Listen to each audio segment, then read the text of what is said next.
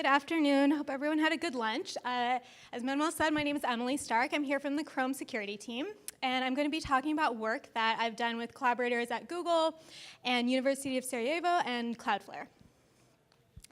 So imagine that one day you go on the web to your favorite search engine and you see a security error like this. You might think that's pretty weird. It's not every day you see an error like this on a major search engine. But maybe you go about your business, and later that day, you see the same error on your bank website when you're trying to pay some bills.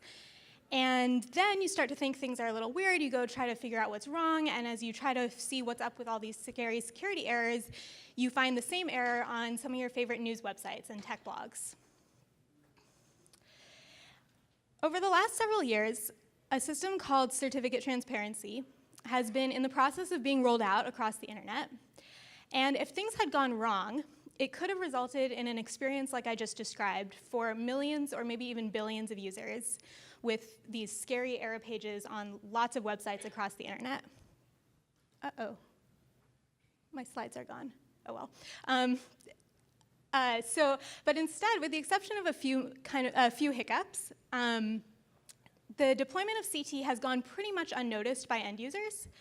And in the process, it's brought about a pretty big improvement in the security of the web by bringing accountability and transparency into the issuance of HTTPS certificates.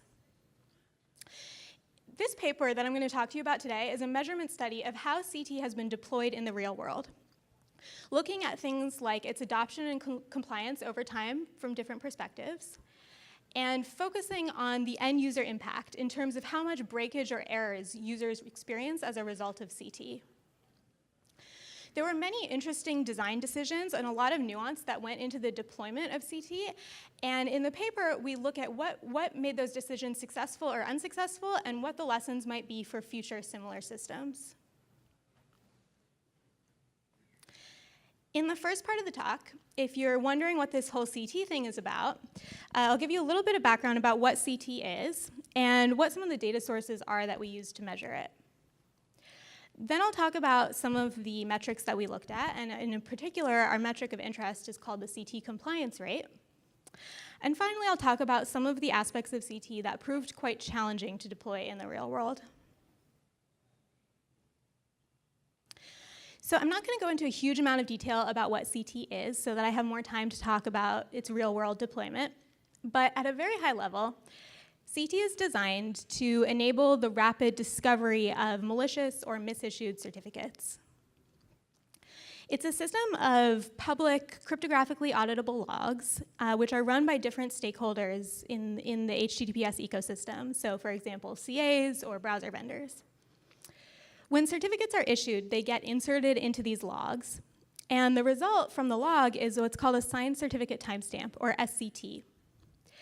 And these SCTs can be thought of as verifiable promises that the certificate will appear in this log. So the end goal of CT is eventually all certificates come with these SCTs, and all browsers should verify these SCTs so that certificates are only treated as trusted if they have been logged in CT logs. And even though it isn't fully deployed yet, CT has already been had a pretty big effect on the HTTPS ecosystem, allowing auditors to discover misissuances and other issuance practices that need to be corrected.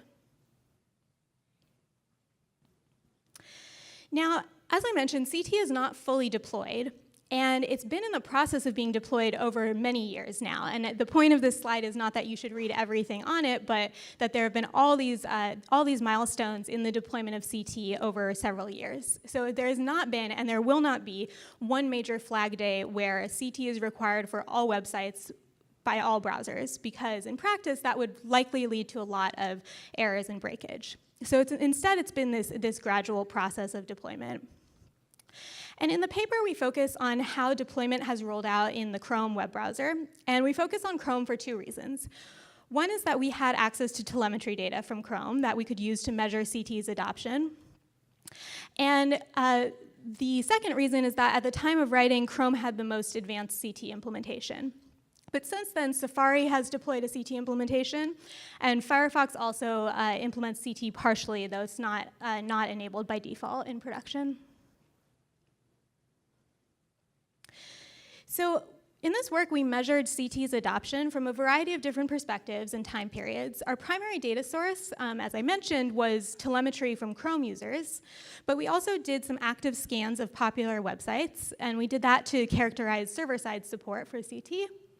And we also did a qualitative analysis of data from the Chrome help forums, where we looked at users posting help forum threads about CT errors that they encounter, so that we could try to understand how they perceive and understand CT-related breakage. So the first question that we asked ourselves in this work was, how widely has CT been adopted?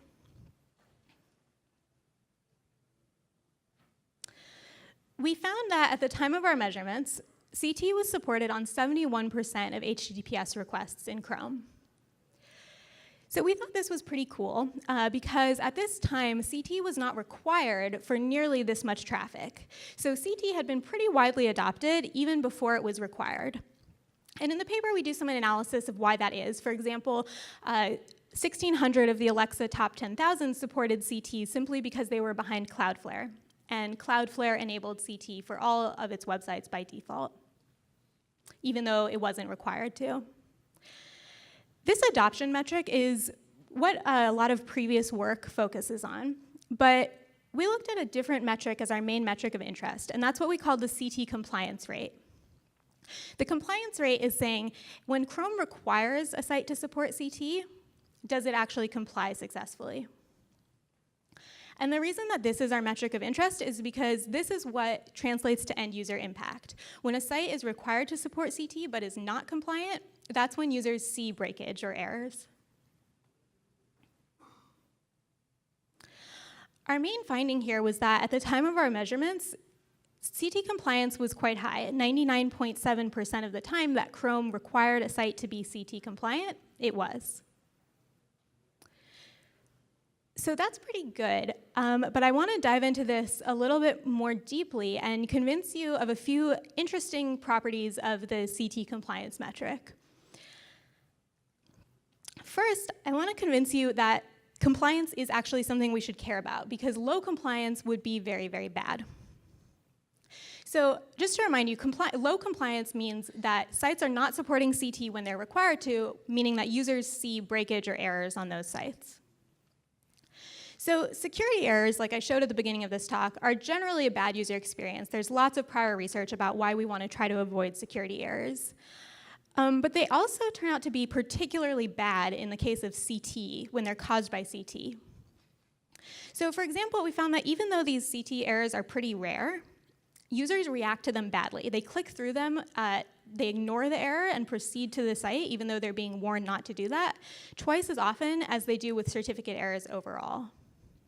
And we try to avoid error click-through, security error click-through, because it is an indicator of users learning to click through security errors and becoming habituated to them. We also found that when we looked at help forum posts about users encountering these CT errors, 60% of the time there was an incorrect solution or explanation attached to them. And so in some cases, users are actually taking damaging or destructive action to try to get around these errors, like clearing settings, disabling extensions. In some cases, these can actually be security negative actions. And we looked at the top 10 websites that are causing CT errors in Chrome from our telemetry data, and we categorized them and found some pretty upsetting categories, like government portals, financial services. These are very important security-sensitive sites that users are encountering these errors on. So altogether, we have security errors caused by CT on important sites that users don't understand why they're happening or how to fix them, and that they're clicking through at a much higher rate than certificate errors overall. So those are the reasons that we particularly care about CT compliance as a metric. Now, the other thing that I want to convince you of about CT compliance is that it shouldn't be taken for granted. It's not automatically going to be high. Just because Chrome says CT is required for this website doesn't mean that the website is going to comply. So So we've seen several examples of CAs or sites just implementing CT incorrectly. One example of this is in 2016, Chrome began requiring CT for the Symantec CA due to a pattern of CA misbehavior. When this requirement went into effect, Symantec offered this sort of custom version of CT that wasn't supported by browsers, and they offered this aimed at enterprise private domains that didn't want their domain names to appear publicly in CT logs. Unfortunately, a number of public popular websites chose this option as well, unintentionally, and that resulted in those sites temporarily breaking in Chrome. So this is an example of CT gone wrong, the kind of thing that can happen that can actually cause compliance to dip. And this wasn't an isolated incident. We looked later on, a couple years later, at the top websites that were causing CT errors in Chrome and found that a number of them were due to CAs implementing CT just with bugs, other types of bugs, or the CA just not implementing CT at all despite Chrome requiring them to. So knowing that we care a lot about CT compliance and that it's not something that should be taken for granted, the paper dives into a few of the design factors and deployment considerations that we think helps keep CT compliance high. I'll give one example here, which is what we call staged enforcement. And I'm showing this timeline again to illustrate that Chrome has rolled out CT in a series of stages, as I described, rather than one big flag day where CT is just required for all websites all at once. So first, Chrome began requiring CT for EV certificates. That was sort of the first stage of enforcement. EV certificates are extended validation certificates. They're a special type of certificate that requires some extra validation and is treated with special browser UI. So that was sort of the first stage of CT enforcement, the first dipping of the toes in the water. Subsequently, Chrome began requiring CT for particular CAs, Symantec, as I talked about before. Then there was this opt-in stage where sites could opt into CT enforcement for the protection of their own users. And finally, Chrome began requiring CT for all certificates issued after April 2018, which is where we are today. So in the paper, we talk about how a lot of these different stages contributed to successful CT deployment. I'll give just a couple examples here. If we look at this EV enforcement stage, this was the very first way in which CT was required for certificates. And the way that this enforcement mechanism worked is that this EV UI would be dropped if the certificate didn't have CT. So it wasn't a full breakage or error, it was just the dropping of the EV UI. Now, overall, this enforcement stage went pretty well. At any given time, it was less than 4% of connections that lost their EV UI due to the CT requirement. But we also learned from this stage of enforcement that even though CAs will implement CT when required to, they won't necessarily do it trivially or universally. So even after this CT requirement rolled out for EV certificates, we saw that a number of CAs kept issuing EV certificates without CT, even though these certificates wouldn't work out of the box in Chrome. So the lesson learned from this stage is that CAs will implement CT when required to, but not all in necessarily. And so we had to be mindful of that when implementing future stages of CT enforcement. As another example, I talked about this opt-in stage where websites could opt in to different levels of CT enforcement in the browser. One of the levels that they could opt into was a reporting mode. So when Chrome observes a connection to these opted-in sites, that doesn't have CT, Chrome would just send a report to those sites to say, hey, something's up, you think you're supporting CT, but you're not. So in this in-between stage, there was a large website, which you can see here, which discovered a misconfiguration in how they were serving SCTs. And the misconfiguration was non-obvious. They needed this reporting mode to figure it out. Basically, the misconfiguration was that the website began serving an SCT from a new log that was trusted by Chrome, but not yet widely distributed to all Chrome users yet. So it was an update that was still in the process of rolling out, but the website already had began serving an SCT from that log. And the result was this very sizable dip in successful CT adoption as measured by Chrome. But because this happened during this in-between opt-in reporting mode stage, this didn't result in any end-user impact. And this misconfiguration was fixed before it did result in any breakage or errors for users. So I don't want to claim that everything has been sunshine and roses for CT. There have been many design decisions and deployment considerations that have contributed to successful adoption, but there have also been some challenges. One example is the large implementation investment that CA requires from multiple stakeholders in the ecosystem, but especially from browser vendors. So I mentioned that at the time of writing, Chrome was the only browser that had a mature CT implementation. And this isn't just a problem because it requires a lot of resources from browsers. It's a problem because users don't get the security benefits if they can just switch to other browsers. So in 19% of the help forum threads that we looked at, users talked about how when they encounter a CT error, they just switch to another browser. And the site works there because the site doesn't implement CT. So that means that even though Chrome had a CT implementation, users weren't necessarily getting the security benefits of it. And the large implementation burden put on browser vendors was getting in the way of users getting the full security benefits of CT. To wrap up the talk, I just want to give a few tidbits of some of the other things that we talked about in the paper that I didn't have time to get into here. We looked at how CT adoption and compliance has changed over time, how it's grown and what factors have gone into that, things like why popular websites have adopted CT and why they haven't. We also dug more deeply into the user impact, looking at not just things like the click-through rate and the user reactions to these errors, but also client-side performance costs. And finally, we talk about some of the open research problems that need to be solved before CT can be fully deployed and achieve its full security benefits. So I think that CT is a very interesting system technically, but it's even more interesting maybe to look at how it's been deployed in the real world. With systems like this, it's not always obvious what to optimize for, what metrics to look at. And our hope is that by looking in depth at what has worked and not worked so well for CT, we can bring out some lessons that can be applied to other similar systems in future. Thanks.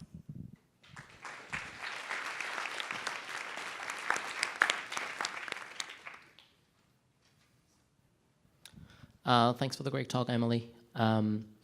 Probably you have considered using a public CT log, auditable, for that using a blockchain. What are your thoughts on that? Is it possible, or would you want to do that? What are the performance issues? Have you considered it? Well, I'm not a designer of CT myself, so it's more a question for the CT team. I guess I think the question is, what exactly do you mean by blockchain, and what properties are you hoping to get out of it? Because some people would call the internal CT log structure a blockchain. No, I mean literally a chain of blocks, for example, using Ethereum to... So taking advantage of the fact that Ethereum already has some proof of work and blocks going on to store data there so that we don't depend on a federation, but we can relax some of the security guarantees, some of the security assumptions. I think the proof of work model does not fit particularly well into CT, but it's an interesting maybe discussion to have offline, perhaps on like one of the CT design lists, because like I said, I work on Chrome, not the CT implementation itself. Thank you. Thanks. Hi there, Nicholas Allen from Amazon. So one of the early adoption reasons for CT was for EV certificates like you talked about. And recently we've kind of seen a decline in interest in EV from certain sectors. Do you think that the adoption of CT has kind of reduced some of the need and use case for EV certificates overall? I think the tying together of EV and CT is now sort of dissipated because CT is now required for practically all certificates for all newly issued publicly trusted certificates. So I do think they're sort of separate at this point, not tied together. However, because, as you said, EV is sort of on the decline in some ways, there's an interesting question about if we were going to deploy a system like CT again, and EV was not widely used enough to make a dent, or if browsers dropped their EV UI and that wasn't something that could be used as a first enforcement stage for something like this, there's kind of an open question about what we would do there. There's no, if there is no more EV to use as a first kind of slice of certificates to experiment with enforcement.